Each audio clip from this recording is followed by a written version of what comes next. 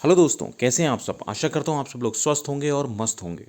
जैसा कि आप लोग जानते हैं, एक नवीन आदेश आया हुआ है जो कि भारत सरकार की तरफ से आया हुआ है और ये बताता है कि कक्षा 5 और 8 में, जैसा कि आप लोग जानते हैं कि जो हमारे कक्षा 5 और 8 में जो विद्यार्थी होते थे उन्हें फेल करने का कोई भी ऐसा प्रावधान नहीं था। यानी उनको कक्षा 6 और 9 में प्रोन्नति प्रदान कर दी जाती थी। लेकिन अब एक ऐसा आदेश आ गया है जिसमें जो कक्षा 5 के जो बच्चे हैं उनको आसानी से जो प्रोन्नत है वो नहीं किया जा सकता। चलिए ये पढ़ते हैं इस आदेश को, क्या है ये आदेश, और जानते हैं इसकी बारीकियाँ।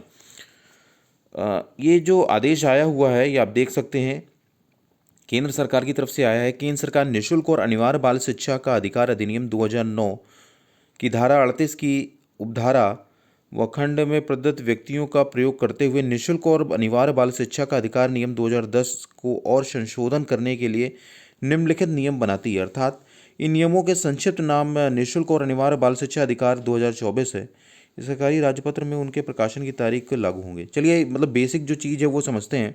रीति और शर्तें जिनके अधीन किसी बालक को रोका जा सकता है। प्रत्येक शैक्षणिक वर्ष के अंत में 5वीं और 8वीं कक्षा में नियमित परीक्षा होंगी। मतलब जो नियमित परीक्षा होती हैं वो तो होंगी ही, और ये नियम अभी 2024 से लागू होगा। और इसके बाद जो आगे है वो ये बताता है कि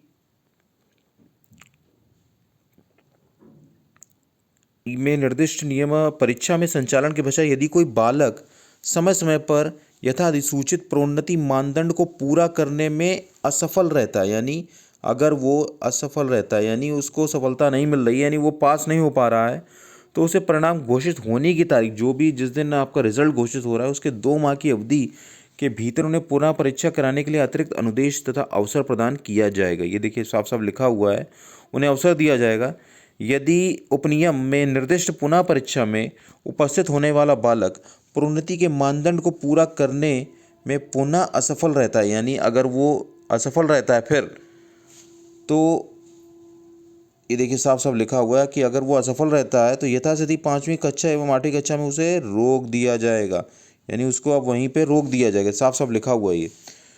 तो कहीं ना कहीं अब जो आसानी से जो हम लोग प्रोन्नत कर देते थे वो अब नहीं कर पाएंगे। बालक को रोके रखने के दौरान कक्षा शिक्षक बालक के साथ साथ यदि आवश्यक हो तो बालक के माता पिता, देखिए माता पिता लिखा हुआ है, का भी मार्गदर्शन करेगा तथा निर्धारण के विभिन्न चरणों पर अधिगम के अंतरालों की पहचान करने के पश्चात विशेषज्ञ इनपुट प्रदान करेगा। यानी कि उसको बालक के साथ लगना पड़ेगा जो शिक्षक है आपका, और उसको वो बारीकियां बतानी पड़ेंगी जिससे वो सीख सके, आसानी से सीख सके और पास हो सके। स्कूल का प्रमुख उन बालकों की सूची बनाएगा जो रोके गए हैं और उनको विशेषज्ञ इनपुट के लिए प्रदान किए गए उपबंधों तथा पहचान गए अधिगम के अंतरालों के संबंध में उनकी प्रगति पर व्यक्तिगत रूप से मॉनिटरिंग करेगा। यानी उसको बिल्कुल आपको संभालना पड़ेगा, उस बच्चे की पूरी जिम्मेदारी हो जाएगी आपकी। बालक के समग्र विकास को पाने के लिए परीक्षा और पुनः परीक्षा सक्षमता आधारित परीक्षा होगी। यानी ये जो परीक्षा होगी वो लर्निंग मतलब रटने वाली नहीं होगी, बस उसके समझने को, अंडरस्टैंडिंग को बढ़ाने वाली होगी। किसी भी बालक को तब तक किसी स्कूल में नहीं निकाला जाएगा जब तक वह प्रारंभिक शिक्षा पूरी नहीं कर लेता, उसे आउट ऑफ स्कूल नहीं करना है। किसी भी बालक को तब तक किसी स्कूल से नहीं निकाला जाएगा जब तक वह प्रारंभिक शिक्षा पूरी नहीं कर लेता। यानी कि उसको आपको किसी भी तरीके से उसके अंडरस्टैंडिंग बेस को चेक करते हुए उसे पास मतलब प्रयास करना होगा पास कराने का। आगे बढ़ते हैं। यही चीज़ आपकी इंग्लिश में लिखी हुई है, इसमें आप देख सकते हैं। एक बार मैं पढ़ देता हूँ। After the conduct of regular examination referred to in subject rule, if a child fails to fulfill the promotion criteria as notified from time to time, he shall be given additional instruction and opportunity for re-examination within a period of 2 months from the date of declaration of result. तीसरा point है, if a child appearing in the re-examination referred fails to fulfill the promotion criteria again, he shall be held back in the 5th class or 8th class as in case may be. यानी उसको प्रोन्नत नहीं किया जाएगा, वो कक्षा 5 और कक्षा 8 में दोबारा पढ़ेगा अगर वो नहीं क्वालिफाई कर पाता एग्ज़ाम।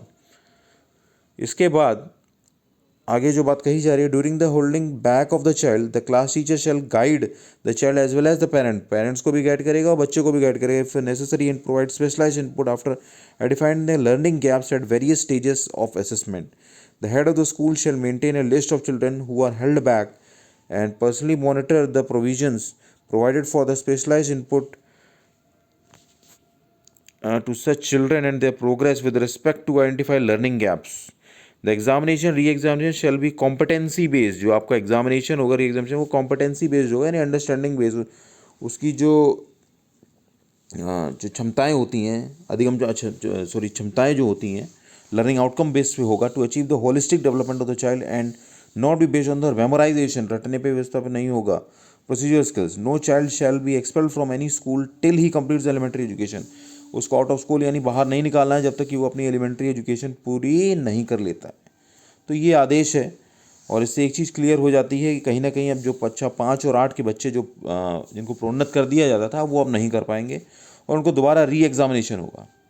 ठीक, तो मिलते हैं नेक्स्ट वीडियो में. तब तक के लिए नमस्कार. जय हिंद, जय भारत.